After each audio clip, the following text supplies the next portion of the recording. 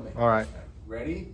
Ready? All right. Okay. Side control escape. Check it out. So, Tanya's gonna side control me, okay? He's chest to chest. First of all, if you didn't put your frames, you're in a lot of trouble. Avoid hugging them, okay? You're gonna need to get your frames. So the way I like to do this is I'm gonna make 2 bridges, okay? I like to start with this hand that's by the head, getting it under the chin first. So the way you're gonna wanna do that, bring your heels to your butt, get on the ball of your feet. We use the ball of our feet as springs, okay? This is what's gonna help us to have a good, strong bridge. If your feet are wide, it's hard to get those hips up, okay? So heels to the butt, get on the ball of your feet, and we're gonna club him on the side of the head. Don't go by the neck. If you can move the neck and the head, all right, you're gonna move his body. So we're gonna club him and get a nice bridge.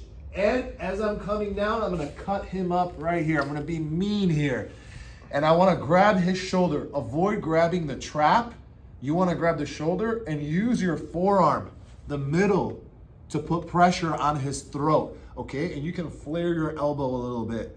Then you'll make another bridge. It all depends. If he's really tight here and you can't slide this in, then you make one more bridge, and on the way down, boom. The forearm goes right on the hip bone. We should always look to avoid cupping the hip in this stage, because if he sprawls, go ahead, sprawl. Yeah, there's a lot of pressure on the wrist and I can get injured. So again, the middle of the arm, we want to put right against their neck and their hip. So now finally, we're ready to make the escape. Again, I cannot stress enough how important it is to activate these heels and get on the ball of the feet. These are our springs.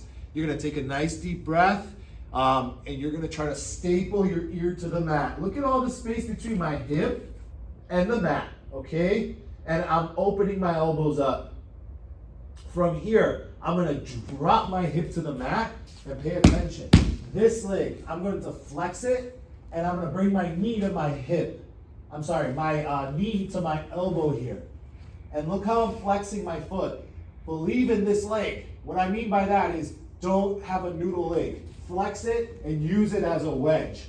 Now, this leg, it can kind of come up here. That's optional. But from here, I'm gonna start pulling my shoulders back as much as I can.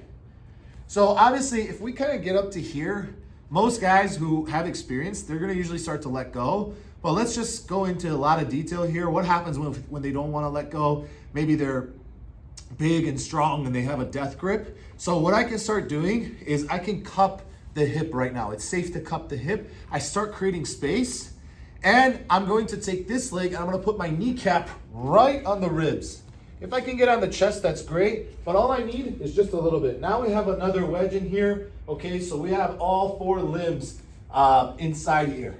And we can try to pull our shoulders back. Sometimes they're gonna be super strong, so I'll bring this hand inside and gable grip, and I'm gonna push right at his shoulder.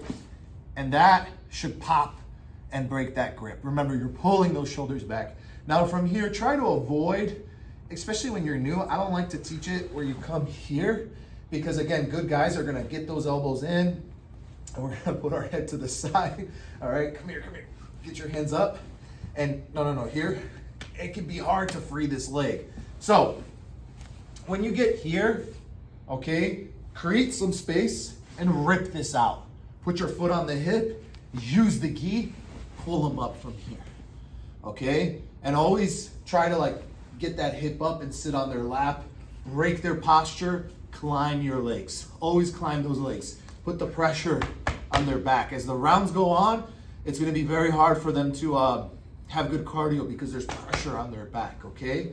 So you get to the close guard, pull your knees to your chest, and climb. All right, let's look at that again. So, he passed your guard, and you forgot to put frames. So, heels to your butt, get on the ball of your feet. Remember, I'm gonna club the head, the side right here. I'm gonna bridge as I come down, I cut him up, right under the chin. You can cup right at the shoulder, close to the tricep, more so like by the scapula, I guess, okay? And then flare your elbow. Now I need to get this one in, so one more nice bridge as I'm coming down, right here, forearm on the hip bone. Avoid grabbing it, okay? Heel to the butt, on the ball of the feet, take a deep breath. Don't telegraph what you're gonna do, okay? Act like you're kind of dead, right? And then nice strong bridge. Don't rush here. Make sure you can stay on that shoulder for a second or two when you're drilling. Obviously, you're not gonna do that when you're sparring, okay? So hip down, knee to your elbow, and you wanna flex this foot. My shin is pressing right into his hip bone, okay? I can kind of keep this leg here if I want to, and now we start to create as much space as we can. It's safe to cup the hip with this hand. If he doesn't break, that's okay. My knee is gonna come in. And I just need a little bit here. And again, I'm gonna keep pulling my shoulders back. Let's say he's super strong. We get this hand underneath, we gable grip. Okay, what if he's really strong? Go back, he's on steroids, okay? Are you? Okay, I'm gonna weave my head out just like that, like a boxer, bobbing and weaving, okay? See all this space? We have a knee shield. I would personally get enough space to take my foot out. I need to be able to see my foot, and now feet on the hip, pull them in the closed guard, climb those legs up, break that posture, okay? Let's think of a few concepts. And well, actually, I'll show you a drill. I like, when I teach this to beginners, I tell them to drill this as much as you can. You can not drill this enough, okay? Very important. So here, get the forearm, right, the middle, and just drill this as much as you can. Heel to your butt. 1, 2, 3, hold. And again, give me just a little bit of resistance.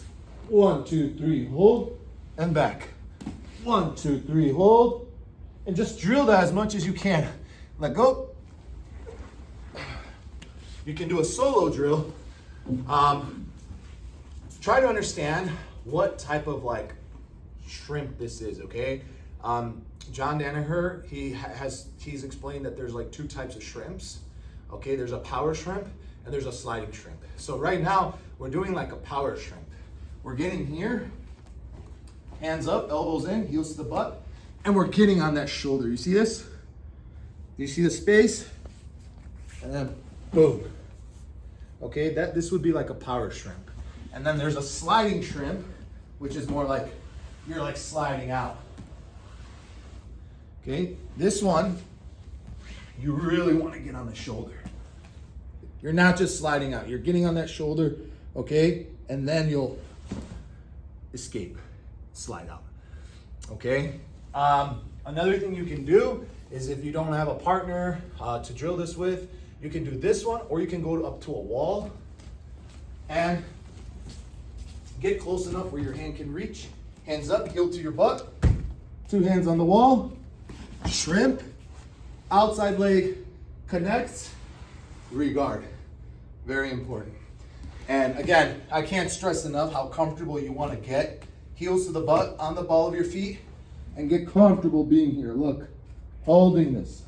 You want to be able to chill like this for like a good couple minutes. Hands on the wall, push, 1, 2. Okay, that's my piece of advice for today.